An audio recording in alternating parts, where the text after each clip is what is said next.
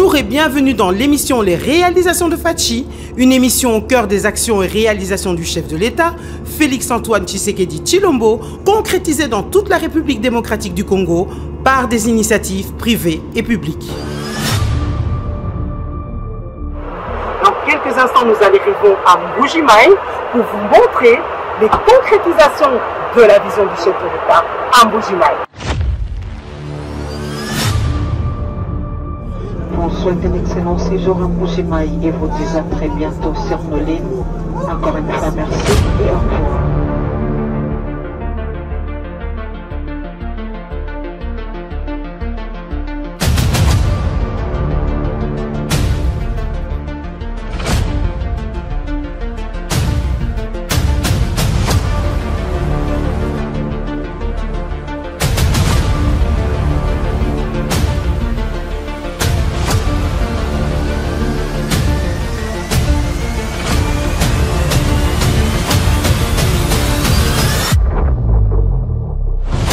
Makambo ezo salema awa na Mbuji-Mayi eza makambo oyo ezolakisa ke d'abord la première des choses on a un volontaire na mboka na biso. Ici nous sommes pas en Europe, nous sommes à l'hôpital général de référence de la Mouya à Mbuji-Mayi.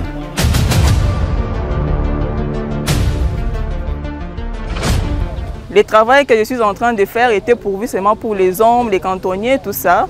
Mais aujourd'hui, je me retrouve aussi dans de nombreux services où il y a aussi les hommes. Par exemple, maintenant, là, il n'y a que les hommes.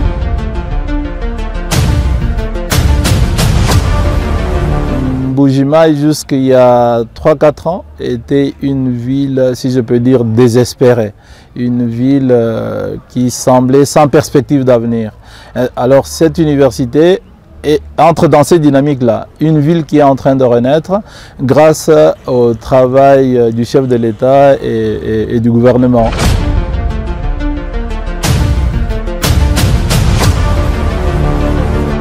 Mbuji-Mayi aveni nyonso oyo ezalaki nango bizarre, ezalaki nango bien te, ezalaki ba rosion ebele bongo nde natikaki yango. C'est depuis 2015. Siko est en 2024. Voilà Siko a venu na biso ici échanger.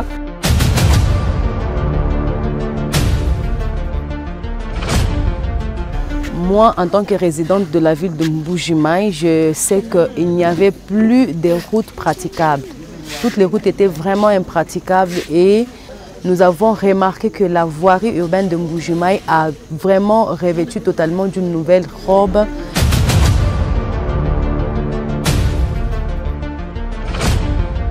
Esengo oyo nga nazali nango babotanga yawo na avenue Mungamba, commune de la Mouya na Mbuji-Mayi.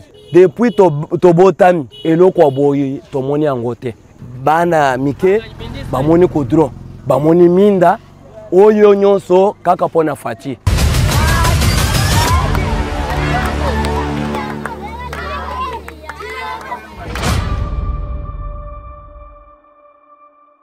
En cette fin d'année 2024, nous avons mis le cap sur Mbuji-Mayi, ville située dans la province du Kasaï oriental et au centre de la RDC, afin de vous montrer différents ouvrages et travaux d'infrastructure en cours ou finalisés, résultat de la matérialisation de la vision du président de la République, Félix Tshisekedi, en la matière. Dans cette diffusion, nous allons vous montrer notamment les travaux de voirie et de lutte anti-érosive de l'OVD, le projet de réhabilitation du système d'approvisionnement en eau potable de la Régie des eaux, la construction de l'hôpital de la Mouya, le programme d'électrification du Congo profond et de l'accès pour tous à l'énergie de Anser, les travaux de construction de l'université officielle de Mbuji-Mayi, l'amélioration de la desserte en électricité par la SNEL, ainsi qu'une initiative privée de soutien à 4 orphelinats de la ville. Effectivement, la ville de Mbuji-Mayi est en chantier. Ça va faire quelques années, depuis la prise de fonction de son Excellence, Monsieur le Président de la République, chef de l'État, Félix-Antoine Tshisekedi Tshilombo. Il faut dire qu'ici, en 2018, lorsqu'il arrivait au pouvoir, la ville de Mbuji-Mayi, qui compte 265 km de voirie, n'avait que 1 km de route asphaltée. Notez 1 km de route asphaltée en bon état. Et il y a eu des programmes qui ont été mis en place, notamment le projet Chile-Gelou, qui couvrait 25 km de voirie. Ensuite, le projet de réhabilitation de 35 km en PPP. Et un autre projet, un troisième, dans le cadre des réductions de la pauvreté et des inégalités sociales, qui couvre 14 km. Pratiquement, tous ces projets sont en train d'évoluer normalement. Nous avons à ce stade près de 50 km de voirie livrées, réceptionnées d'ailleurs la semaine passée, avec lampadaire, marquage au sol. Et nous sommes en train de travailler sur les restants de kilomètres. Mais il faut noter aussi que sur la province, il y a aussi 25 km de voiries dans les 5 territoires. Donc 5 km par territoire. Nous avons Miabi qui a déjà reçu plus que cela, pratiquement 6 km. Nous sommes en train de démarrer un projet sur Kabaya-Kamwanga dans le cadre de la BAD, l'avenue Fachi et Dibaya devant la résidence du docteur Etienne Tshisekedi. Nous allons rentrer sur Chilenge, Katanda, Toulou Patapata. Donc il y a autant de projets qui sont mis en œuvre et qui évoluent normalement. Mais au-delà de ça, il faut noter qu'il y a aussi des projets de lutte anti-érosive qui ont été amorcés sur la ville de Mbuji-Mayi. Vous avez les grandes érosions Monseigneur Kongolo, le célèbre Mbalawachi-Tolo, qui connaît des travaux de titans. Il y a également l'érosion Moulamba-Ampoyi, qui connaît quelques soucis de financement, mais les travaux vont reprendre incessamment.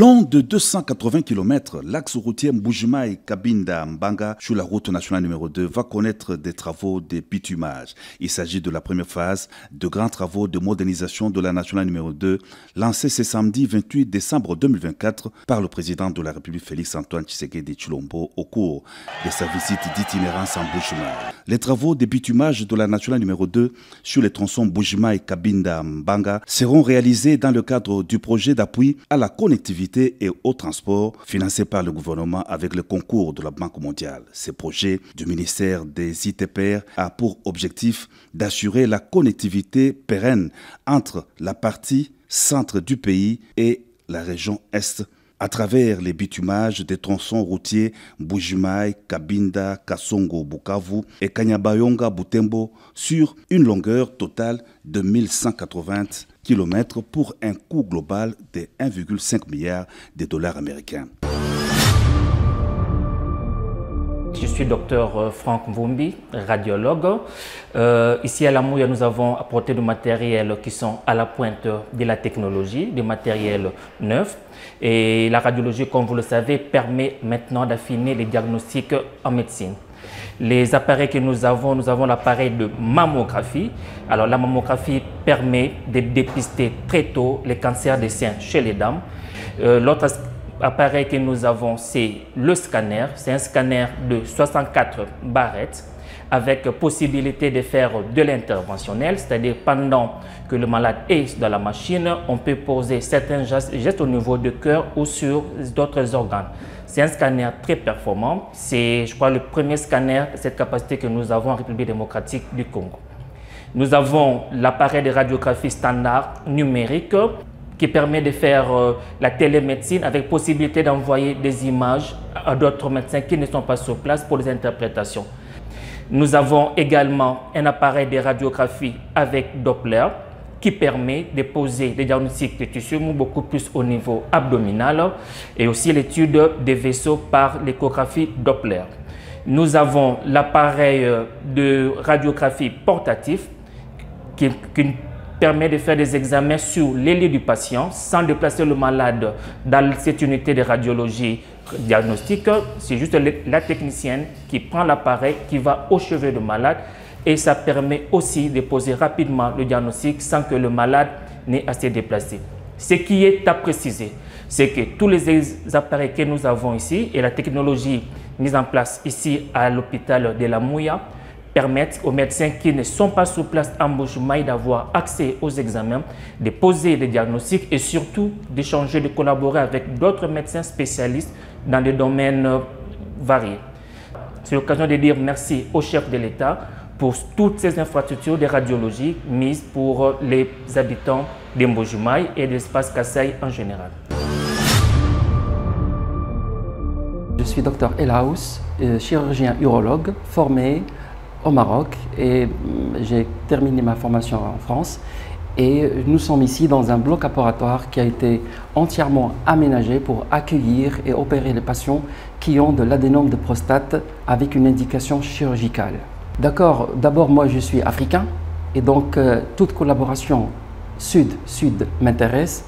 Et comme on a reçu des amis urologues congolais au Maroc, j'ai voulu venir les accompagner, leur transférer nos compétences mais également nos connaissances, et c'est comme ça pour moi que l'Afrique va émerger, va accompagner l'évolution scientifique et va donner le meilleur à nos compatriotes, que ce soit marocains, que ce soit congolais. Écoutez, normalement, non, on fait une mission humanitaire. Nous avons appris que M. le Président a cette vocation et cette volonté de développer la médecine pour tous. Et pour ça, nous sommes prêts avec un grand plaisir à participer, à donner tout ce qu'on sait en connaissance et en compétences. Et bien sûr, ceci va se faire entièrement gratuitement. Je m'appelle Dr Edou Kayembe, médecin directeur de l'hôpital général des références de la Mouya. Ici, nous ne sommes pas en Europe, nous sommes à l'hôpital général des références de la Mouya, en Mbuji-Mayi. Donc, un hôpital qui a fonctionné dans un seul bâtiment. Aujourd'hui, un bâtiment qui contenait pratiquement 40 lits. Aujourd'hui, nous avons un hôpital qui compte environ 8 bâtiments. Et donc, nous quittons des 40 lits à 150 lits. Et les lits, c'est de la dernière génération, des lits de bonne qualité. Je suis Dr Mellal Zakaria, professeur universitaire d'ophtalmologie, formé à Rabat, au Maroc. Donc, je faisais beaucoup de campagnes au Maroc. Donc, c'est une chose qui me prit toujours au cœur. Et donc, j'essaie toujours de faire des campagnes partout dans le monde, et surtout en Afrique, et surtout avec cette partage de connaissances et de savoir entre le sud et le sud, parce qu'on ne doit pas toujours aller vers d'autres pays loin de nous et qui sont loin, qui sont dans d'autres continents. Nous, ici, nous devons s'entraider entre nous pour le meilleur des Africains. Voilà, on a opéré à peu près une vingtaine de patients qui souffrent de cataractes, différents types, différents grades de cataractes. Oui, bonjour tout le monde, moi je suis Dr Hako, je suis professeur assistant de neurochirurgie à l'université de Rabat. Et la neurochirurgie, c'est une spécialité qui traite tout ce qui est pathologie neurochirurgicale et chirurgicale de tout ce qui est neurologique et de la colonne vertébrale. Il traite les deux organes qui sont des organes très nobles pour les malades et que nos interventions peuvent changer complètement l'avenir des malades. À l'excellence Félix Tshisekedi, le président de l'État, je vous félicite d'avoir pensé à évoluer le niveau de la santé de cette population, et nous sommes là pour une coopération sud-sud pour pouvoir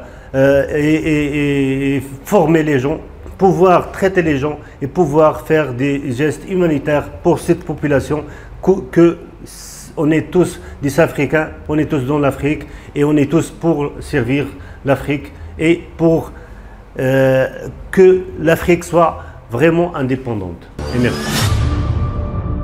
Cette maladie, quand je suis allé à l'hôpital, j'ai rencontré le médecin et puis après consultation, il me dira que j'ai des problèmes avec la prostate. Donc c'était l'hypertrophie. Donc il m'avait dit que la prostate a augmenté de volume. Alors il fallait opérer absolument. Il m'a dit, bon, je peux vous prescrire les produits, mais c'est pour un temps. La solution, c'est extirper la maladie. Alors moi, j'avais eu peur. Quand on me dit il faut, bon. Alors j'avais eu peur, puis ça a pris beaucoup de temps. Depuis 2018, alors dernièrement, quand j'ai senti que ça allait de mal en pire, alors je me suis dit, il faut quand même que j'aille à l'hôpital, mais avec quels moyens fonctionnels de l'État. Alors, j'avais pensé déjà vendre une partie de la parcelle ou toute la parcelle pour quand même me faire soigner, parce que la vie n'a pas de prix. Alors, mais aujourd'hui, quand je me retrouve comme ça, vous savez la joie que je peux. Donc, une technologie comme celle-ci, et puis à 0 francs, c'est la grande joie que j'ai. Donc, vraiment, merci Migna Président. Merci Migna Président. Ce qui était, bon, sikoyo na ndenge basalaki ti sikoyo pasi ata moko nazoyoka te. C'est-à-dire ici il y avait un Athénée et les étudiants, l'université occupait ces bâtiments dans la soirée quand les élèves partaient. Et puis après, les étudiants ont chassé les élèves. C'est comme ça que l'université a pu occuper cet espace. Alors on a continué à fonctionner dans des salles de classe faites pour 30 élèves. Et alors que nos auditoires, la taille moyenne est autour de 150 étudiants. Alors c'est vraiment un grand soulagement que ce projet soit venu, qui est en marche depuis le 1er avril 2022. Mais il s'inscrit dans une ville qui est en train de renaître en fait. Mbuji-Mayi, jusqu'il y a 3-4 ans, était une ville, si je peux dire, désespérée. Une ville qui semblait sans perspective d'avenir. Alors cette université entre dans cette dynamique-là. Une ville qui est en train de renaître grâce au travail du chef de l'État et du gouvernement. Et là, c'est une ville en chantier en fait qui est là. Et ça, c'est l'un des nombreux chantiers qui sont sur cette ville. Et donc, il y a des routes, il y a des projets d'électrification qui sont en cours, il y a des hôpitaux qui sont en construction, il y a cette grande université qui est en construction, il y a l'eau. Ça va, ça c'était un luxe ici. Je pense, il y a déjà un grand château d'eau qui est là. Moi-même, il y a 2 semaines, je suis allé visiter les installations à Lukelenge. Et donc, on est dans une ville qui est en train de renaître, une ville qui est en train de se moderniser. Et cette université fait partie de ce grand travail qui est abattu par le chef de l'État et par son gouvernement. Nous organisons 14 filières de formation pour environ 10 000 étudiants. Mais comme je vous l'ai dit, elle est née dans les circonstances où elle est née. Quand je suis devenu recteur, il y avait à peine 27 professeurs. Là, nous sommes à 52 professeurs, mais c'est peu par rapport à 10 000 étudiants. Donc vous recrutez? Nous recrutons, mais nous voulons recruter des professeurs qui vivent chez nous. Nous importons environ 120 professeurs chaque année. C'est très coûteux pour notre université. Alors, il faut dire, comme moi je le dis, que les travaux qui sont ici ne sont que la première phase d'un projet qui doit être beaucoup plus grand pour couvrir les besoins. C'est-à-dire là, on nous construit, il y a 16 grands auditoires d'une taille moyenne de 200 places par auditoire. Et dans le sous-sol, nous avons un espace pour la bibliothèque, pour la salle des professeurs. Et ici, à côté, c'est 2 grands amphithéâtres de 400 places chacun. Donc au total, ça nous fait 18 auditoires ici sur place. Ici, nous sommes à la sous-station de Bipemba. La sous-station de Bipemba, c'est une sous-station qui reçoit de 30 kV en 15 kV. Alors, c'est à partir d'ici, nous en avons 2. Nous avons la sous-station de Chibwe et la sous-station de Bipemba. Pour que nous puissions avoir cette tension de 30 kV, ça vient de la sous-station de Chibwe, qui est une sous-station de réglage de 35 bar 30 kV. Et la ligne de transport est à 30 kV. C'est cette ligne de transport de 30 kV qui arrive ici à l'association de Bipemba. Et de 30 kV transformé en 15. Et c'est ces 15 kV qui est acheminé à la ville de Mbuji-Mayi pour être distribué comme ça à la ville. Merci madame. Il y a eu un projet qui a été initié sous l'impulsion du chef de l'État pour que nous puissions faire un projet de soutirage. Et nous avons soutiré la ligne sur une centrale de Toubitoubiri qui est une centrale de Sassim. Au début, nous avions fonctionné avec une centrale thermique. Cette centrale thermique, le fonctionnement était de 6 heures par jour. On devait fonctionner entre 18h et minuit et des fois entre 18h et 23h, ça dépend des moments. Et aujourd'hui, avec ce projet qui est réalisé, ça nous permet de faire fonctionner pas seulement Mbuji-Mayi, nous avons Kabeya Kamwanga qui est alimenté, nous avons Boya, nous avons Miabi, nous avons Chibombo et Benakatende avec ce projet qui est réalisé sur la mission du chef de l'État et toute cette population est desservie à l'électricité à partir de ce projet. Merci madame. En ce qui concerne le nombre de ménages électrifiés, nous sommes, comme je vous dis, c'est un projet qui est en train d'évoluer. Nous sommes aux alentours de 3000 ménages à ce jour. Les travaux sont en train d'être faits, de nouveaux raccordements qui sont en cours. La priorité, c'est qu'on devait d'abord desservir à la régie des eaux, qui a vraiment un impact positif sur la population. Vous savez qu'il y a des années que les mamans devraient défiler avec des bidons sur des têtes de bassin, aller chercher de l'eau à 3-4 km. Et aussi, il y a des petites et moyennes entreprises qui fonctionnent. Nous avons par exemple l'usine qui produit de l'eau localement. Vous buvez de l'eau de Safi. C'est à travers l'électricité de la SNEL. Il y a des petites activités qui sont créées à gauche, à droite. N'oubliez pas des petites cabines de téléphonie qui bénéficient de l'électricité et d'autres ménages, des petites boutiques et des restaurants. Il y a des hôtels qui sont alimentés par cette énergie d'une manière permanente, 24 heures, à moins qu'il y ait une interruption liée à une panne, mais sinon la desserte est assurée 24 heures sur la ville d'Mbuji-Mayi et des environs. Je remercie le chef de l'État pour son implication personnelle pour que ce projet puisse être réalisé. Et la population aujourd'hui qui criait au chef de l'État chercher de l'électricité, aujourd'hui la population est de l'électricité. Nous remercions le chef de l'État pour tout ce qu'il fait et tout ce qu'il continue à faire pour notre province. Et aujourd'hui, les mamans qui souffraient avec de l'eau sur des têtes, et aujourd'hui, Mbuji-Mayi qui dormait sombré il y a 2 années, 20 ans qu'on n'avait jamais vu l'électricité 24 heures. Et aujourd'hui, l'électricité est là en Mbuji-Mayi. C'est grâce à son impulsion, grâce à son initiative qu'aujourd'hui la ville est éclairée et que les activités sont en train de naître. La ville qui était longtemps abandonnée et aujourd'hui nous sommes aussi une ville avec laquelle nous pouvons compter dans la République démocratique du Congo. Écoutez, nous avons une direction générale qui conduit la politique de l'entreprise et nous avons au sein de cette direction générale la direction des projets et travaux qui est focalisé sur le projet. Nous ici, nous sommes des exploitants, mais en fait bénéficiaires de tout ça.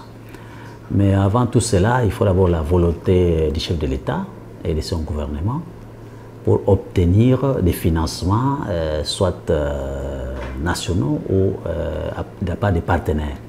Et pour le cas d'espèce, effectivement, Mbuji-Mayi est resté longtemps dans une situation de précarité en énergie, que ce soit l'eau potable ou l'énergie électrique. Mais il a fallu justement que les choses changent pour qu'on mette en marche un projet d'importance capitale pour la ville. Et ce projet consiste en quoi? Pour le lot 1, c'est la réhabilitation complète de la station de pompage de Bakwakapanga où nous sommes. Cette réhabilitation, c'est quoi? C'est d'abord les bâtiments où nous sommes, ça a été réhabilité.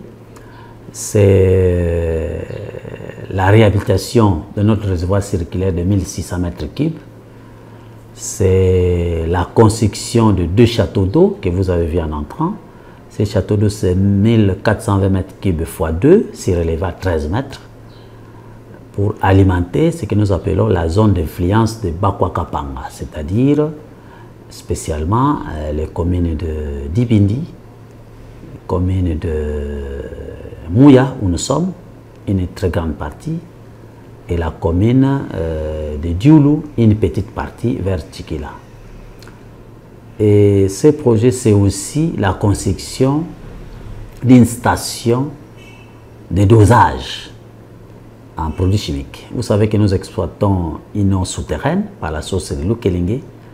Et donc cette eau qui nous sort de cette source est déjà claire et a un pH de 7, c'est-à-dire neutre. De ce fait, on n'a pas besoin de sulfate, on n'a pas besoin de chaux. Seulement, grâce à Dieu bien sûr, seulement le pitch chlore pour désinfecter surtout et prévenir les infections qui peuvent arriver au réseau. À la station de Lukelenge, c'est 5 nouveaux groupes motopompes contre 4 vieux qui étaient là, qui fonctionnaient difficilement. C'est en tout moment qu'on changeait des roulements, c'est en tout moment, il y avait même des réunions où, mais comment il n'y a plus de roulements, mais nous avions un stock, mais tout est terminé, parce qu'on les change souvent. Donc c'est des vieux machins qu'on a mis de côté. Et ici, c'est 9 nouveaux groupes motopompes qui remplacent 7 vieux qu'on avait, et dont on avait choisi 4 pour fonctionner dans la station provisoire. Parce que pendant les travaux, il ne fallait pas que la population manque de l'eau. Et l'impact, c'est quoi? Je vous ai dit, on passe d'une capacité de stockage de 1600 m3 à 8129. Si je calcule rapidement les pourcentages, 8129 divisé par 1600, voilà, nous sommes à plus 408%. Donc on a multiplié par 5 la capacité. Et les zones d'influence, au lieu d'être toujours fiché à l'énergie pour qu'on pousse l'eau, maintenant la desserte sera gravitaire. Avec les 3 zones d'influence, il suffit de mettre l'eau là-bas, et bien l'abonné ou la population reçoit l'eau gravitairement. Et déjà maintenant avec la zone d'influence de Bakoka Panga qui fonctionne, quand nous ouvrons la desserte à 5 heures, c'est jusqu'à 18 heures que nous formons. C'est 13 heures de desserte. En fait, l'eau a commencé à attendre les abonnés. Alors qu'avant, c'est les abonnés qui attendaient l'eau. Maintenant, c'est l'inverse. On ferme. Les jours de la pluie, d'ailleurs, il n'y a pas de consommation. Voilà, il y avait une grande pluie l'autre jour là. Pendant 13 heures du temps, on a consommé que 800 mètres cubes. C'est que l'eau a chômé. C'est déjà un changement dans la vie quotidienne de la population. D'abord, les projets à écoute. Tous ces investissements, il faut les amortir. L'exploitation, il faut les entretiens, la maintenance. Il faut faire en sorte que ça survive à l'usure du temps. Et finalement, la goutte d'eau qui sort chez l'abonné au robinet a une plus-value, a une valeur, a un prix de revient. Et après le prix de revient, il y a un prix de vente. Donc il faudrait que la population sache qu'il faut payer la facture de l'eau à chaque fois qu'elle apparaît. Quand vous allez à la Bonne-Fontaine, achetez votre bidon. C'est 100 francs jusque-là, ça n'a pas changé. Un bidon de 25 litres. Je crois que c'est accessible même à celui qui ne sait pas avoir un raccordement chez lui. Et tout ça, il faut payer. Éviter de frauder. N'utilisez pas des moyens malhonnêtes pour soutirer de l'eau. Parce qu'on en voit déjà. Même les nouveaux réseaux qu'on pose, il y en a qui commencent déjà à poser des souterrains. C'est vraiment malhonnête. Et quand on vous attrape, la justice fait son travail et c'est pas bien. Waouh, d'abord un grand merci. Hein. Là, on se retrouve en Mbuji-Mayi. Mais ça fait, moi je peux faire 20 ans que j'ai commencé à Bruxelles, d'abord Libiki, où je m'occupais que des personnes qui jouent avec le VIH. Et je suis venu à Kinshasa. Et Kinshasa, ça fait 8 ans maintenant que j'ai commencé la main sur le cœur avec d'autres femmes. Et il y a 3 ans, j'ai décidé de faire chez moi. Parce que, pourquoi chez moi? Parce que moi j'ai fait la maternelle ici, j'ai fait l'école primaire ici, j'ai fait la première et la deuxième humanité ici à Mbuji-Mayi. Donc je suis un enfant pur Miba. Donc comme on a grandi ici, je me disais, il faut que je revienne chez moi. J'ai commencé à venir à Mbuji-Mayi depuis 7 ans. Et à l'époque quand on venait, il y avait à peine 20 ou 30 véhicules. La Mbaye était par terre, les routes n'en parlons pas. Et depuis l'avènement de Fachi, on a vu comment on commence à réhabiliter les routes, les avenues, les universités, les écoles et tout. Et moi, étant originaire de la province, j'ai recommencé à venir mobiliser les gens pour acheter des terrains, racheter les maisons, parce que les gens avaient fui Mbuji-Mayi. Les gens avaient vendu leur maison à 5 000 $, à 10 000 $ parce qu'il n'y avait pas de travail. Il n'y avait plus d'issue. On se disait, est-ce que ça vaut la peine de revenir à Mbuji-Mayi? Et je disais, il faut revenir, parce que c'est chez nous. Il faut revenir. Et il y a un adage qui dit chez nous, la maison de ta mère, même s'il y a des trous là-bas, ça reste chez toi.